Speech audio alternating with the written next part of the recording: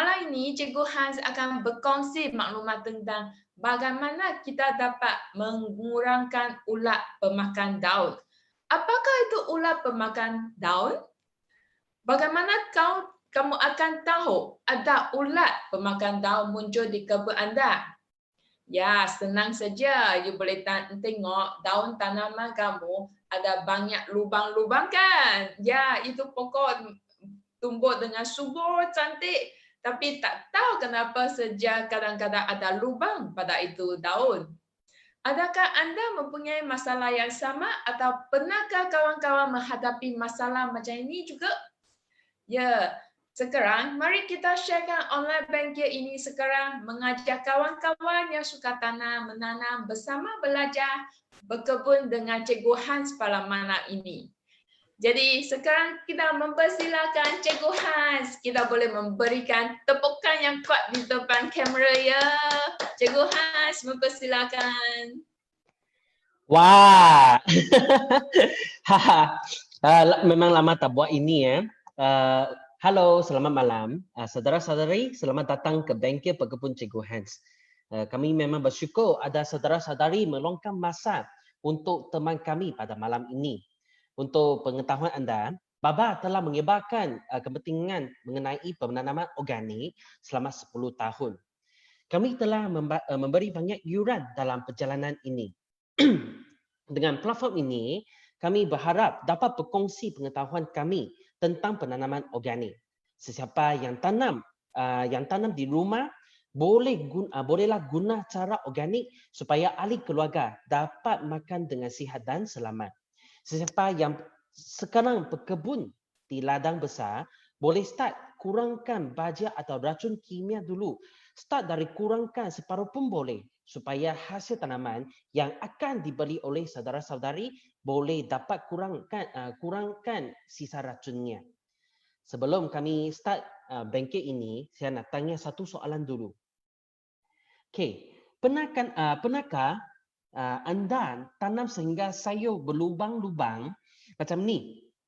Okay, ada lubang besar, ada lubang kecil. Okay, kebanyakan lubang pada tanaman anda adalah disebabkan oleh makhluk ini, iaitu ulat pemakan daun, ataupun ulat yang memakan daun.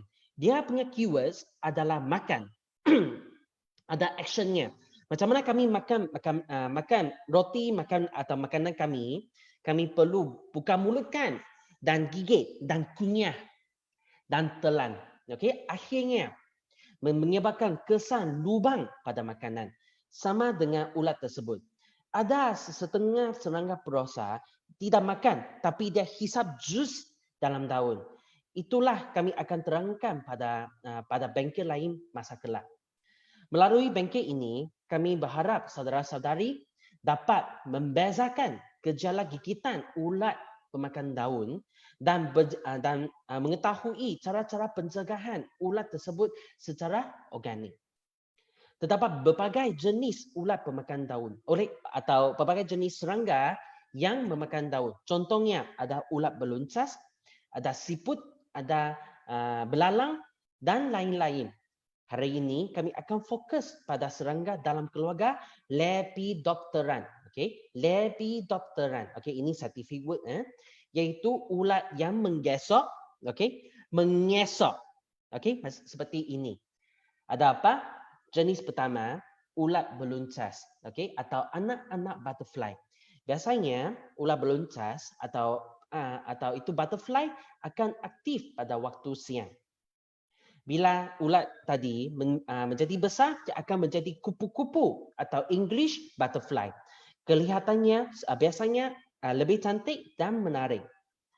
Dan jenis lain iaitu anak rama-rama atau moth. Contohnya adalah ada Putella, okay, ada armyworm, armyworm, Spodoptera, armyworm lagi, dan flute borer. Okay, saiz badannya adalah lebih kecil berbanding dengan ulat beluncas yang tadi kami sebut tadi. Dan biasanya aktif pada waktu malam. Okay, jadi kalau kamu tanam sayur, keluar petrol pada waktu malam, kamu akan nampak ulat sedang makan sayur anda. Bila dia menjadi besar, dia akan menjadi moth atau rama-rama. Rama-rama dan kupu-kupu, kedua-dua perkataan ini memang keliru kan? Tapi dalam buku sains memang describe rama-rama ialah moth dan kupu-kupu iaitu butterfly. Ada apa gejalanya atau tanda-tandanya? Pertama, memang ada lubang pada daun kamu. Okey, dan biasanya juga boleh tengok ada ulat pada sayur juga. Okey, lubang pada daun. Gejala kedua, ulat-ulat ini memang suka keluarkan tahi. Okey, kenapa dia suka mengeluarkan tahi? Ini saya selalu tanya soalan ini kepada kawan-kawan dalam bengkel lain. Okey, ada yang jawab, dia makan banyak, jadi dia keluar tahi dengan banyak kan? Okey. Sebenarnya tahi ulat ini akan membantu ulat ini dua perkara. Satu, tahi ini akan melemahkan tumbuhan supaya ulat ini dapat mengiram tumbuhan dengan lebih senang lagi. Kedua, tengok gambar ini. Okey. Kadang-kadang ulat akan balut sendiri dalam tahi supaya dia dapat protect sendiri daripada pemusuh. Jadi kalau bila kamu nampak tahi pada sayur atau tanaman anda, jangan biarkan tahi sebegitu saja. Okey, basuhkan tahi adalah salah satu aksi pencegahan yang penting juga. Okey, gejala ketiga ada ulat yang dapat meludah jaring. Okey, contohnya ulat petela, ulat pembalut daun dan lain-lain. Sekarang marilah kami memahami kitaran hidup serangga prosat tersebut. Okey, dari telur, okey, satu kali lahir 100 biji, okey, selepas 3 sehingga 6 hari ia akan lahir menjadi larva. Okey, larvanya ada 4 instar, okey, 4 instar atau 4 umur. Umur keempat, maksudnya itu ulat menjadi tuan, okey, dan bersedia menjadi kempompong. Okey, selepas 10 sehingga 21 hari, ulat ini akan membalut sendiri menjadi kempompong atau pupa. Selepas 4 sehingga 5 hari lagi, ia akan menjadi dewasa, okey, dan lahirkan telur-telur lagi. Okey, kesemua proses tersebut dari telur ke dewasa mengambil masa 2 sehingga 3 minggu sahaja. Okey, jadi 1 tahun dia boleh lahirkan 16 sehingga 24 generasi, maksudnya dia boleh melahirkan cucu lagi ada cucu cicit, lagi ada cicit cucut. Okey, 24 kali. Wah, memang banyak kan? Jadi itulah kenapa serangga prosat tersebut dapat membiak dan merebak dengan cepat. Dan kami dapat bezakan ulat ini muda atau tua dengan melihat kesan gigitan pada daun. Okey, kalau daun digigit, okey, tengok ini, kalau daun digigit dan masih ada kulit, maksudnya itulah digigit oleh ulat muda. Umur 1 atau 2 sahaja. Biasanya dalam stage ini dia masih boleh kontrol dengan senang lagi. Tapi kalau daun digigit menjadi lubang, okey, itulah digigit oleh ulat tua umur 3 atau 4. Okey, biasanya stage ini susah kontrol sikit. Jadi pencegahan awal adalah lebih baik daripada mengubati. Biasanya, okey, bagaimana pekebun membasmi serangga prosat tersebut? Okey, iaitu dengan bantuan racun kimia. Okey, ini racun tersebut biasanya boleh dapat dari atau diperkenalkan oleh kebun bunga atau kedai pestisida. Okey, gunakan racun tersebut secara jangka masa yang panjang akan membawa risiko kesihatan negatif kepada kami. Okey, contohnya kalau kami gunakan 505, okey, dalam ada chlorpyrifos dia punya racun. Okey, orang dewasa yang menghisap chlorpyrifos dengan jangka masa panjang, okey, akan dapat 30% lebih risiko tinggi untuk menghidapi kanser paru-paru. Kalau kami gunakan cypermethrin, pendedahan jangka panjang terhadap cypermethrin akan menjejaskan perkembangan hormon measa dan menjejaskan fungsi keupayaan beranak. Okey, kalau gunakan malathion, okey, mengikut kajian, setiap 10 kali kanda bertambah sisa malathion dalam badan ibu bapa, kanak-kanak akan bertambah 55% sehingga 72% lebih tinggi risiko untuk menghidapi ADHD dan hyperactivity. Ini memang kami tak sangka, okey, kami ingat dia akan menjejaskan pengguna saja, tapi dia akan dapat transfer kepada kanak-kanak anda. Kenapa kami nak racunkan ulat saja, tapi akhirnya akan racun balik sendiri? Kebanyakan racun kimia di pasaran atau di atas yang tadi kami sebut tadi adalah racun sistem saraf. Okey, meracuni nervous system kami. Marilah kami tengok sistem saraf ulat dan sistem saraf manusia. Tengok ulat ini ada otak, okey, brain.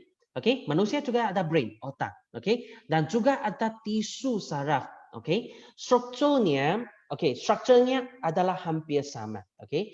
Jika racun ini akan menjejaskan aktiviti sistem saraf, mestilah ia akan menjejaskan sistem saraf kami juga. Okey, racun kimia berbisa, semuanya orang tahu. Tapi isunya yang kini menjadi perhatian oleh kebanyakan negara pertanian, iaitu kenapa semakin sembuh racun, semakin banyak atau pekatnya. Sepatutnya kalau kami semakin spray racun dan bunuhkan semua serangga perosakan, sepatutnya semakin sikit spraynya. Kenapa semakin banyak lagi? Ada dua sebab. Okay?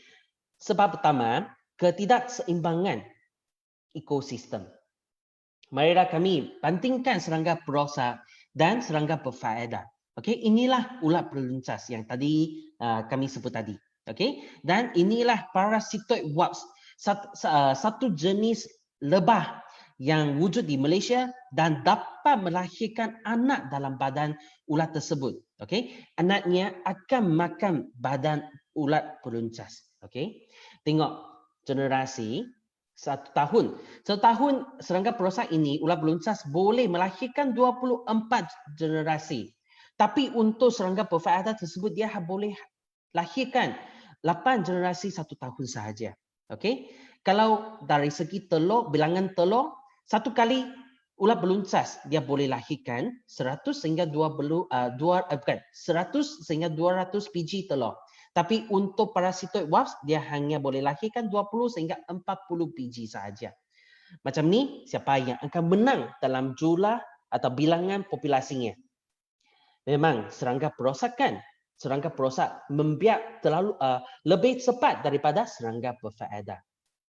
Tengok ekosistem yang seimbang, dia akan berfungsi sebegini.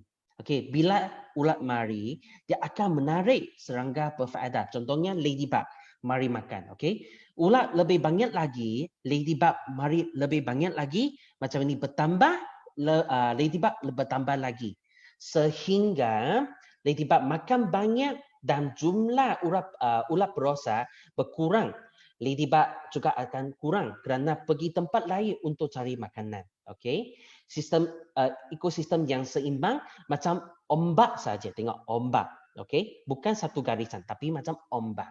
Okey, tapi kalau kami gunakan racun kimia dalam proses ini, okey, bila ladybug bersedia bertambah atau membiak bilangannya, tiba-tiba kami spray racun kimia.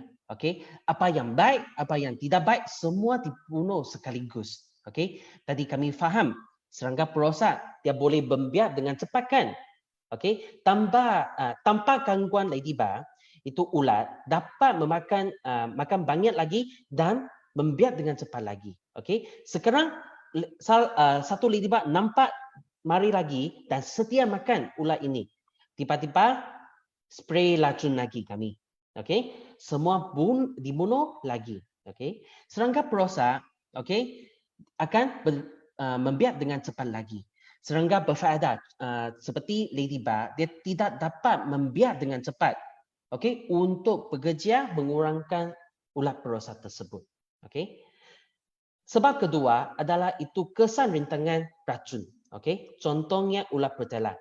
Pada saya tak sepatutnya cakap zaman dulu, okey, tapi masa dulu, okey, ada 30 lebih jenis racun kimia yang boleh bunuhkan ulat petala ini. Sekarang semuanya tidak boleh. Kenapa? Dia sudah ada rintangan terhadap racun tersebut. Okey, tabiat serangga perosak akan berubah dari masa ke masa. Spray racun kimia dengan masa yang panjang, serangga akan biasa racun ini dan tabiatnya akan berubah.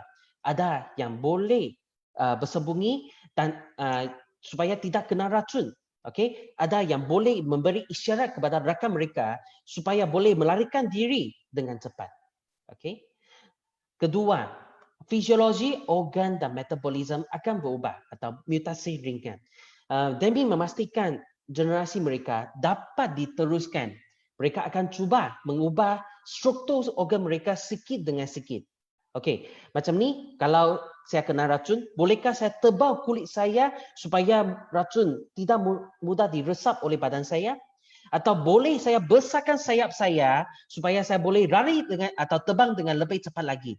Atau saya boleh besarkan hati atau liver saya supaya saya dapat memproses racun ini dengan cepat? Okey, dengan ini, semakin spray semakin kuat ulatnya. Menjadi super ulat. Okey, nampak tayangan movie Cicak Man kan? Macam tu saya je lah Cicak Man. Semakin spray, makin menjadi ulat man. Okey, super ulat. Okey, tengok macam ni. Okey, generasi baru akan ada rintangan terhadap racun kimia. Okey, jadi bila ke pekebun, perasan kesan racun ini menjadi lemah. Apa yang mereka akan buat? Mereka akan sembuhkan racun dengan lebih banyak atau lebih pekat lagi atau campurkan racun yang berlainan jenisnya supaya berharap dapat bunuhkan ulat tersebut. Tapi macam ni akan balik ke kitaran buruk yang tadi kami cakap tadi. Okey, ada apa cara-cara yang boleh mencegah serangga perosak secara organik supaya akan efektif, organik dan selamat? Tiada kesan rintangan ubat atau racun dan sementara itu boleh membantu memelihara alam sekitar dan keseimbangan ekosistem. Okey. Satu, pelekat perangkap warna kuning. Okey. Ada kalau kamu cari dari pasaran, ada yang dijual sebagai pelekat yang sudah ada gam di atas. Kalau kamu tak dapat pelekat ini, kamu boleh cari satu plastik film yang berwarna kuning.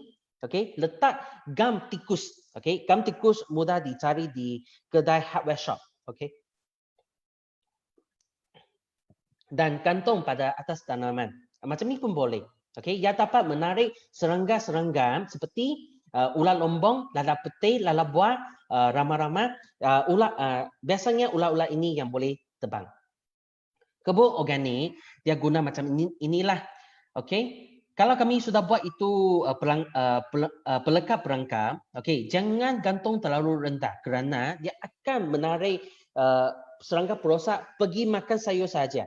Jadi kami akan perlu letak lebih tinggi lagi, okey, 20 sehingga 30 cm tinggi daripada tanaman anda, okey. Dan jangan letak terlalu rapat juga, okey, kerana ini akan menarik lebih banyak serangga perosak lagi. Jadi jadi kami setiap 3 sehingga 5 meter kami letakkan satu keping, itulah sudah cukup. Kedua, kami boleh buat perangkap cahaya. Okey, macam ni. Okay, dia punya struktur. Okey, ini dia punya support. Okey, support 6 kaki. Okey, dan kebanyakan dewasa ulat dia akan tertarik terhadap cahaya pada waktu malam. Okey, kami dirikan support atau shelter tinggi 6 kaki dan letakkan lampu. Okey, lampu boleh lampu ungu atau lampu putih. Okey, dan bawah sini letakkan mangkuk air yang berwarna kuning. Okey, dalam letakkan air dan titiskan minyak motor yang terguna. Okey, kenapa macam ni? Okey, itu bila dewasa ulat, okey, dia terbang dan dia langgar lampu ini tong. Okey, kena lampu ini dan dia akan jatuh ke dalam air. Okey, dan itu minyak motor dia akan perangkap, okey. Dia akan track dia punya sayap tak boleh terbang. Okey, dia takkan keluar dari air lagi. Okey, bila tong ini dia penuh, dia ada penuh itu serangga perosak, kami boleh tukar air lagi dan titiskan minyak motor terguna yang baru lagi dan dia akan perangkap serangga perosak lagi. Ini memang menjimatkan masa dan tenaga kami. Okey, nah sedap macam ni lah, ini contohnya. Okey, macam ni dia akan menarik serangga perosak seperti ulat beluncas atau putela atau ulat lombong. Okey, jadi beri perhatianlah bila guna ini, perlu pastikan kebun anda ditutup lampu. Okey, semuanya lampu supaya surrounding gelap, hanya lampu ini yang bercahaya sahaja. Okey, supaya dia akan menarik serangga perosak dengan baik. Kami juga boleh gunakan ubat organik. Okey, sinilah senarai ubat organik yang boleh kurangkan ulat peruncas atau ulat anak moth. Okey, contohnya ada neem oil, flaxseed oil, neem cake, Bacillus thuringiensis, diatomaceous earth, azadirachtin, metahizium anisophyllae, Beauveria bassania, natural peritium extract, natural faboidae extract, MPV virus dan natural spinosa. Okey, yang sekarang boleh dapat di pasaran Malaysia. Okey, dari neem oil, flaxseed oil sehingga metahizium anisophyllae dan Beauveria bassania, ini sekarang boleh dapat di pasaran Malaysia. Okey, kerana masa yang singkat, kami fokus pada neem oil dan flaxseed oil dan neem cake terlebih dahulu. Okey. Okey, yang pertama neem oil atau flaxseed oil. Okey, kedua-dua minyak ini, minyak biji neem atau minyak biji flaxseed, okey, perlu diimport fresh dari India. Okey, dia tak boleh disimpan dengan terlalu lama atau dia tak boleh dikurung dalam persekitaran yang panas. Okey, supaya kandungannya dia dapat kandungan pencegah perosak dia dapat dipelihara dengan baik. Minyak tadi dia mengandungi 3 jenis bahan pencegah perosak semula jadi. Contohnya ada salanin, ada azadirachtin, ada nimbin. Okey, ini slang Indian kan? Okey. Macam mana cara kerjanya? Okey. Pertama, ia akan dapat menghalau dengan bau. Baunya macam campuran tongkat ali dan bawang yang pekat. Okey. Kebanyakan kawan kami mereka tak suka baunya. Okey. Termasuk serangga juga. Jadi kebanyakan kalau kami spray minyak neem tersebut, okey, ia akan halaukan dengan bau. Kedua, selera makannya akan terjejas, okey? Kerana bahan pencegah ini, ia akan menjejaskan rebasan air liur, okey? Dan sistem penghadaman mereka. Akhirnya mereka akan kurang makan tanaman anda. Ketiga, ia akan menjejaskan hormon pertumbuhan serangga perosak. Maksudnya, kalau untuk dewasa, dia nak lahirkan anak, dia tak boleh lahirkan anak dengan lancar atau itu telur menjadi sikit sahaja. Atau telurnya, dia tak boleh keluar menjadi larva yang normal atau itu larva tak boleh menjadi pupa yang baik. Okey, dia akan disrupt dia punya itu penumbuhan. Dengan 3 cara kerja ini, dia dapat mencegah atau mengelak lebih daripada 4 jenis serangga perosak dari awal. Kini, neem oil atau flaxseed oil menjadi ubat organik yang terbiasa digunakan oleh pekebun di antarabangsa. Okey, tengok rakaman ini. Video rakaman ini. Kami spray itu minyak neem tersebut. Okey, tengok ulat putela, dia boleh mati dengan begitu sahaja. Sekarang banyak pekebun di Malaysia dia gunakan neem, okey, dan flaxseed oil dalam ladang mereka, terutamanya ladang organik. Contohnya tengok pokok terong ini dia boleh tumbuh dengan baik. Tengok sayur berdaun sebegini dan juga pokok okra ini. Tengok tak ada lubang kan? Dia kurang lubang, bukan tak ada tapi dia sangat kurang lubang. Okey. Kedua, kami boleh gunakan neem cake, okey.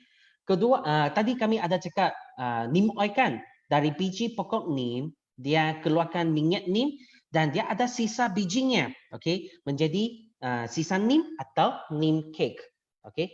Kandungan bahan pencegahnya, kalau kami letakkan neem cake di dalam tanah, neem cake akan diuraikan dan melepaskan bahan pencegah perosak dan diserap melalui akar, okey. Dan badannya akan mengandungi bau atau kandungan penghalau serangga perosak. Jadi itu serangga perosak bila dia menghampiri tanaman anda, dia tak suka makan tanaman. Macam ni dia boleh juga boleh mengurangkan ulat pemakan daun yang tersembunyi dalam tanah. Contohnya ada armyworm dan for armyworm. Tengok dia punya pupa. Kalau kami nampak pupa dalam tanah, kalau kami letakkan neem cake, dia boleh kurangkan pupa. Dan itu neem cake juga boleh mengawal serangga perosak nematod. Okey, itulah itu nematod adalah salah satu jenis serangga perosak dalam tanah. Kalau saudara-saudari nak faham nematod dengan selanjutnya, boleh pergi ke hijauan baba Facebook. Okey, cari video dulu macam ni. Okey, kami ada banyak topik di sini kan. Okey, kamu boleh cari topik bagaimana mengurangkan makhluk perosak dalam tanah. Okey, dalam ada cakap konsep ancaman nematod dan cara penggunaan neem cake. Okey. Sekarang kami boleh cakap macam mana kami boleh gunakan neem cake dengan efektif. Satu, kami boleh tabur pada tanah, terutamanya semasa penyediaan tanah. Okey. Kami boleh taburkan 500 gram sehingga 1 kilo punya neem cake setiap 100 kaki persegi punya tanah, atau untuk pokok buah kami boleh letak 2 kilo sehingga 4 kilo punya neem cake untuk satu pokok. Kalau sila beri perhatian, kami boleh ulangi proses ini setiap 3 sehingga 4 bulan lagi. Untuk pencegahan awal, kami boleh letakkan 1 atau 2 gram punya neem cake campur dengan 1 liter punya tanah. Okey, apa-apa tanah pun boleh, atau tanah semaya anda. Okey, kesimpulannya, okey, kami boleh gunakan ubat pencegah organik demi kesihatan pengguna dan pengelakkan ulat pemitasi akibat daripada aplikasi racun kimia yang berterusan. Okey, cara-cara pencegahan ulat pemakan daun secara organik, kami tadi ada cakap pelekap perangkap berwarna kuning, perangkap cahaya, minyak biji neem, minyak biji fabaceae, dan sisa neem dan lain-lain. Okey. Untuk kedua tuas tersebut, kalau saudara-saudari nak beli, di mana dapat dibeli, kamu boleh beli di kedai nursery atau kedai bunga yang berdekatan atau pasar raya seperti Tesco, Homepro, Aeon Big, Econ Safe, Aeon Ace Hardware, atau platform beli belah dalam talian seperti Lazada, Shopee, Baba eShop. Okey. Saudara-saudari boleh muat turun slide hari ini dengan imbas QR code ini. Sekarang saya pas dalam section ini kepada Jess. Okey, Jess. Hai, terima kasih Cikgu Hans. Jadi kawan-kawan, kalau yang ada apa yang tak faham tentang sewaktu Cikgu sharing dari Cikgu Hans ataupun pokok-pokok anda ada apa keadaan yang berkaitan dengan ulat pemakan daun, sekarang boleh hantarkan soalan-soalan anda di komen ataupun di chat dengan tekan chat room di Jom section. Okey, sekarang itu soalan sudah ada banyak orang hantar soalan dekat sini. Ya, sementara menunggu itu soalan. Jadi, sini saya ada satu soalan. Kenapa Cikgu Hans, kenapa selalu kita tak boleh nampak itu ulat, tapi hanya nampak lubang saja. Malah ini masih nampak punya sayur cantik, tapi the next day itu pokok sudah lubang banyak. Kenapa? Okey, macam ni. Okey, kebanyakan ulat tersebut dia keluar pada waktu malam. Okey, ulat jenis ini kami panggil nocturnal. Okey, maksudnya dia keluar pada waktu malam, aktif pada waktu malam dan makan tanaman anda. Jadi biasanya masa itu kamu sudah tidur kan? Jadi kamu tak nampak. Okey. Kedua, itu ulat dia boleh sembunyi. Okey, di tempat-tempat yang gelap, okey, kerana mereka tak suka panas juga, okey. Contohnya mereka ada ulat yang suka bersembunyi di belakang daun, ada ulat yang suka bersembunyi di dalam tanah, okey. Dan bila mereka jadi aktif, mereka akan keluar sahaja. Okey, jadi itulah kenapa kamu tak nampak, okey. Jadi untuk mencegahnya dengan baik, okey, kami perlu spray, okey, pada waktu aktif mereka, iaitu pada waktu senja. Okey, itulah sangat important. Okey. Hmm. Oh, jadi kalau kita nak menyembur itu minyak organik, kena Ya, sembur pada waktu malam ataupun selepas waktu sunset. ya betul betul. Biasanya selepas pukul 5, okey, selepas pukul 5 itulah waktu seksi yang sesuai untuk sembuhkan minyak neem terhadap atau ubat organik lain terhadap ulat tersebut. Mhm. Kemudian, bagi organik pesticide, adakah dia juga akan mengganggu serangga yang berfaedah? Okey, salah satu syarat ubat organik, okey, dia tak boleh menjejaskan atau menjejaskan serangga berfaedah. Okey, contohnya ada laba-laba atau itu miliba atau itu serangga berfaedah yang makan serangga perosak. Okey. Jadi memang ada satu list, okey. Tadi saya ada senaraikan itu apa-apa ubat organik yang boleh spesifik target kepada itu ulat peluncas. Bukan semua bahan organik yang boleh digunakan, bukan. Saya sepatutnya cakap macam ni. Bukan semua bahan semula jadi, okey, yang boleh digunakan dalam penanaman organik. Okey, contohnya ada satu tumbuhan panggil rotenon. Okey, rotenon. Okey, itu tumbuhan yang sangat racun, berbisa. Okey, dia dapat bunuhkan serangga perosak, tapi dia akan bunuhkan serangga berfaedah dan juga boleh bunuhkan ikan dalam kolam. Okey, itu tak baik. Macam ni rotenon sekarang dalam skim organik Malaysia, rotenon tak boleh digunakan dalam penanaman organik. Okey. Jadi memang syarat untuk menjadi ubat organik adalah salah satunya syaratnya adalah jangan jejaskan serangga berfaedah. Okey. Oh, dia ada term and condition ini lagi. Ada terms and condition ada. Dan macam mana dengan neem cake? Sebab sini ada kawan tanya, adakah neem cake boleh membunuh itu earthworm? Dan neem cake boleh terbunuh itu earthworm tadi yang di dalam tanah. Okey, itu earthworm iaitu cacing kan? Betul. Ya, Yes, okey, itu neem cake dia takkan bunuhkan earthworm, tapi earthworm akan bertumbuh dengan lebih cepat dan membiak dengan lebih cepat lagi sebab itu earthworm suka neem cake. Oh. Ya, ini salah satu makanan kegemaran cacingnya. Itu. Okey, boleh share kepada saudara-saudari lah. Dan dalam tanaman, untuk itu neem cake, sebab tadi itu sekatan yang Cikgu Hans bagi adalah pada ladang yang besar kan. Adakah dia sesuai untuk guna bagi tanaman yang dalam pot tak? Dan untuk satu pot yang 15 cm, agak berapa sukatan yang diperlukan? Okey, macam ni. Okey, tadi kami ada cakapkan penggunaan kedua, iaitu kami campurkan neem cake dengan tanah. Okey, setiap 1 liter punya tanah, kami campurkan 1 gram sehingga 2 gram punya neem cake sahaja. Jadi, macam mana kami boleh buat? Kami boleh cari satu botol yang besar, contohnya 1.5 liter punya itu botol.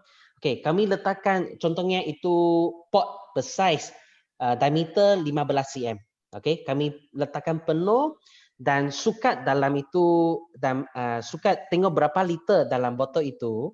Okey. Okey, contohnya dia ada 1 liter atau 1.5 liter. Okey, kami hanya perlu campurkan 1.5 gram sehingga 3 gram punya neem cake sudah cukup. Macam itu saja. Oh, hanya 1 gram untuk pasu kecil saja. Memang. Contohnya itu kalau saya tak ingat salah pasu bersaiz 15 cm diameternya dia kandungan tanah adalah 1 liter, okey. 0.8 liter sehingga 1 liter. Okey, macam itu kami hanya perlu letakkan 0.8 gram sehingga 2 gram saja. Sangat sikit saja macam itu. Oh. Dan dia sudah boleh kesan lama dan boleh buat pencegahan awal dengan baik. Ya. Oh. Jadi waktu yang paling baik untuk menabur ini neem cake adalah sebelum kita menanam. Betul. Semasa penyediaan tanah. Tapi kalau kami sudah tanam, okey, dan sesetengah itu pokok tak berapa sesuai untuk tukar pot yang baru, okey, kami boleh galikan tanah sikit, okey, dan taburkan itu neem cake dan tutup dengan tanah lagi. Itulah kami boleh buatlah. Juga, adakah neem cake dia akan beri kesan kepada anak-anak tak? Oh tak, ini dia tak beri kesan kepada anak-anak. Anak, saya perlu jujur kepada saudara-saudari, anak-anak memang dia punya itu aktiviti berbeza dengan serangga proses lain. Kalau memang ada problem, anak-anak perlu pergi consult pakar anak-anak yang memang profesional. Okey. Dan untuk neem oil, okey, yang sini untuk neem oil kita setiap kali ada berapa amount ataupun berapa banyak yang kita boleh spraykan ataupun berapa kekerapannya yang boleh kita sembuh di ladang kita. Okey, saya boleh memberi sekaligus tentang macam mana kami gunakan neem oil. Okey, biasanya neem oil kami letak untuk 1 liter punya air, kami campur dengan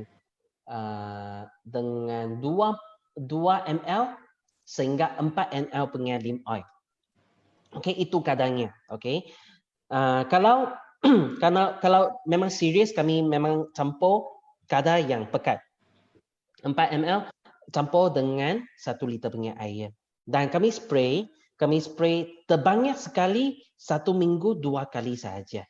Tapi 2 kali ini jangan berterusan. Contohnya kalau hari ini saya spray 2 atau sehingga 3 hari selepas itu saya harus spray lagi. Okey. Terbanyak kali 2 kali 1 minggu sahaja. Kalau lebih daripada itu minyak terlalu banyak dan ada sisa minyak pada daun terlalu banyak. Okey, dia akan tutup itu dia punya lubang. Okey, lubang daun. Itu lubang daun akan perlu buat itu menghisap udara kan untuk buat itu fotosintesis. Kalau spray terlalu keras atau terlalu banyak, dia akan tutup lubang itu. Jadi macam itu tak baiklah. Okey. Kalau kami spray, kami perlu tengok dia punya kadar.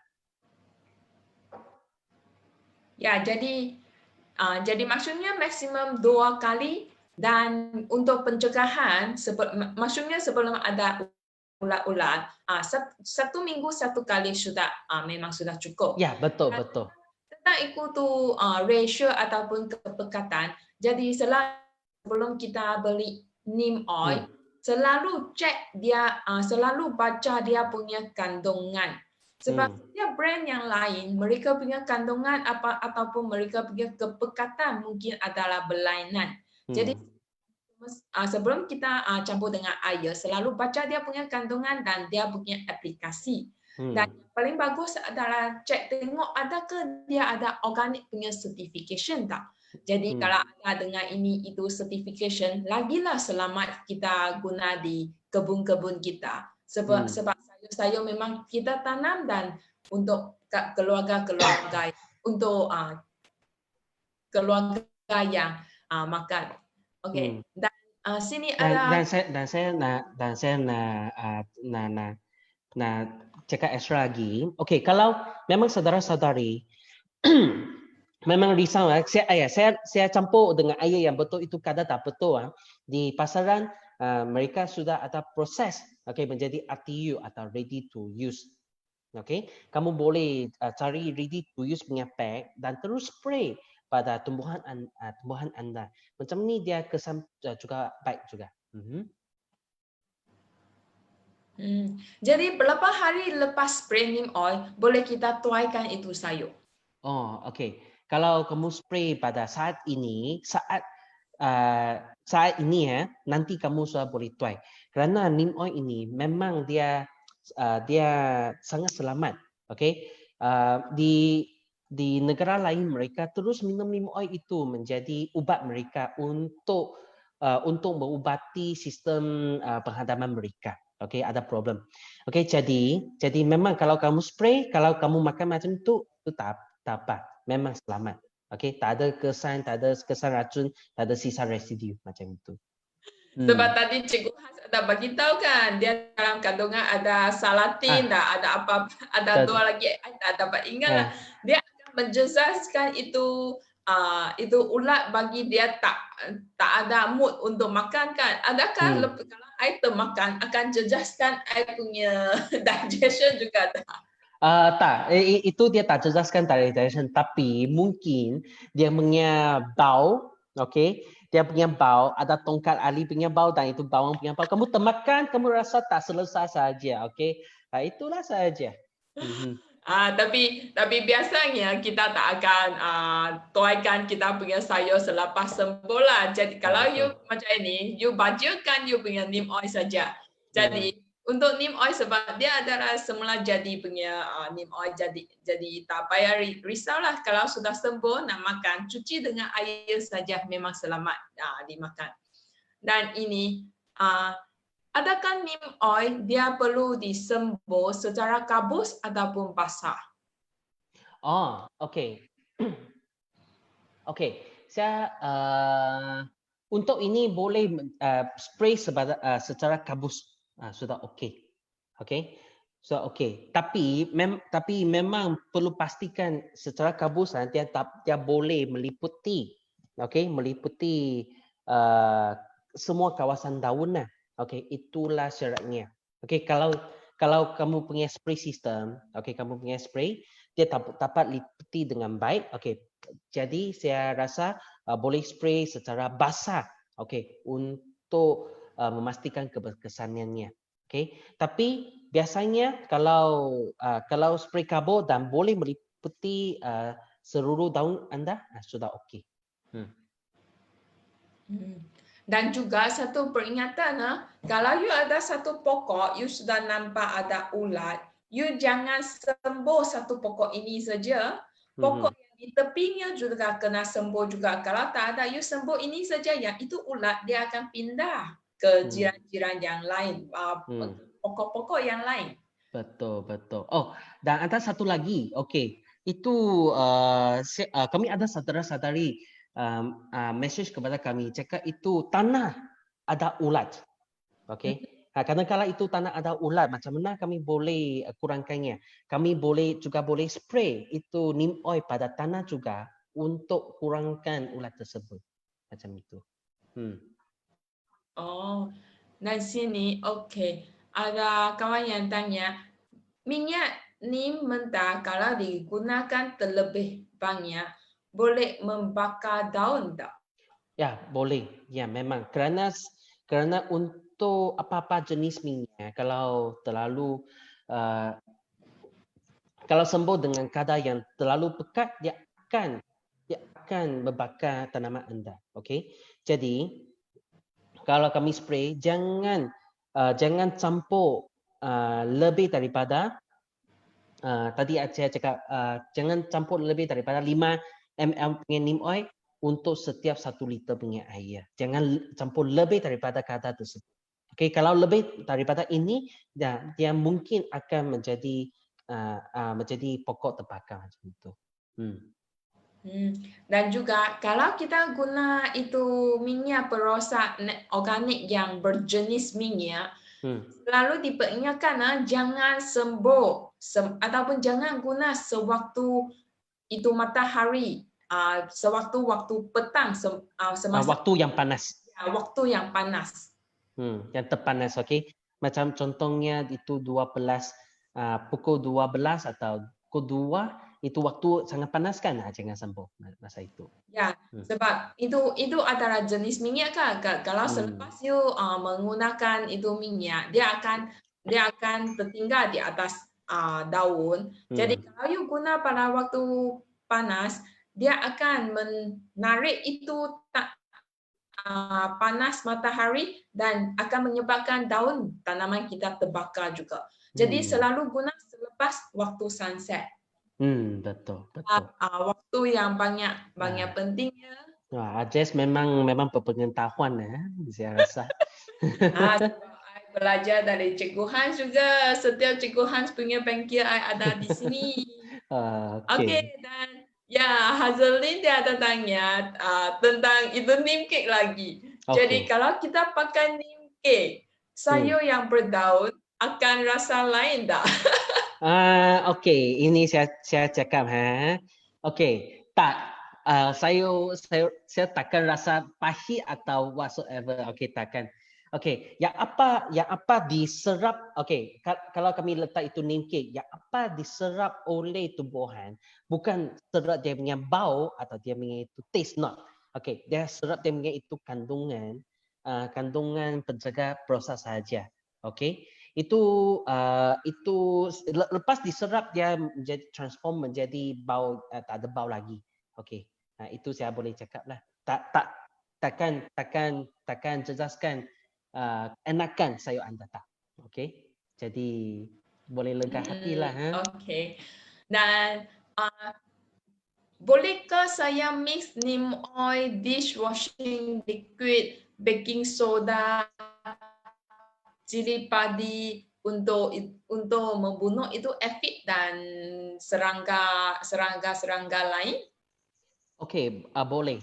Kalau macam itu boleh. Tapi dishwasher jangan gunakan dishwasher yang banyak aditif dalam. Okey, contohnya itu dishwasher yang berwarna-warni ya. Berwarna hijau atau berwarna orange. Okey, itu tak mahu guna. Carikan itu dishwasher yang semula jadi. Okey, natural punya. Okey, itu lebih baik. Okey, kerana tak ada aktif atau chemical yang lain yang akan menyebabkan contohnya sensitiviti kulit atau menjadikan itu pokok tak okey. Okey, dan satu lagi itu tadi ada cakap itu baking soda kan? Okey, baking soda okey, boleh letak di dalam tapi tapi campur dengan kadar yang betul. Okey, jadi itu baking soda. Jangan campur melebihi kadar sama 5 gram. Okey, 5 gram untuk setiap liter punya air. Jangan campur lebih daripada kadar itu. Okey, kalau campur terlalu lebih akan menjadi pokok terbakar juga. Okey, itu tak baik. Okey. Jadi saya rasa formulasi ini boleh guna tapi perlu campur dengan berhati-hati saja. Jadi ini semua barang boleh campur dengan neem oil jugalah. Boleh. Cuka boleh campur tak? Apa jenis cuka? Cuka makankah? Ya, cuka makan. Cuka makan boleh, tapi cuka makan contoh jangan beli cuka yang artificial. Okey, beli cuka yang memang diperbuat secara semula jadi. Okey, kalau beli cuka ini jangan campur lebih daripada kadar 3.3 ml untuk setiap 1 liter punya air. Okey, untuk cuka makan ini dia biasanya berfungsi sebagai pengelak penyakit tanaman. Okey, tapi bukan bunuhkan serangga perosak, tapi pengelak penyakit tanaman sahaja. Jadi kalau kamu nak dia fungsi ada macam ni, boleh campur dengan cuka makan. Oh, jadi campur sekali dan sembuh sekali saja. Betul.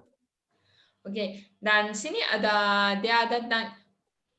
kawan yang tanya, bolehkah kita guna perangkap nyamuk elektrik? Ya, ini Okey, saya tahu. Memang kami ada buat eksperimen tersebut. Kerana itu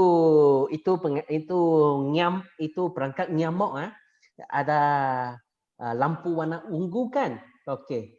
kami pernah try di ladang organik kami. Memang dia boleh merangkap itu serangga perosak. Tadi kami ada cakap itu rama-rama kupu-kupu dia boleh merangkap dalam. Tapi dia punya problem adalah biasanya perangkap tersebut dia tak tahan lasak dan saiznya terlalu kecil. Okey, dia tak boleh terangkap dengan banyak. Okey, jadi baiklah kalau kami boleh cari itu cari lampu sendiri dan mendirikan shelter sendiri dan itu letakkan air dalam mangkuk air. Okey, itulah kesan lebih baik sikit. Okey.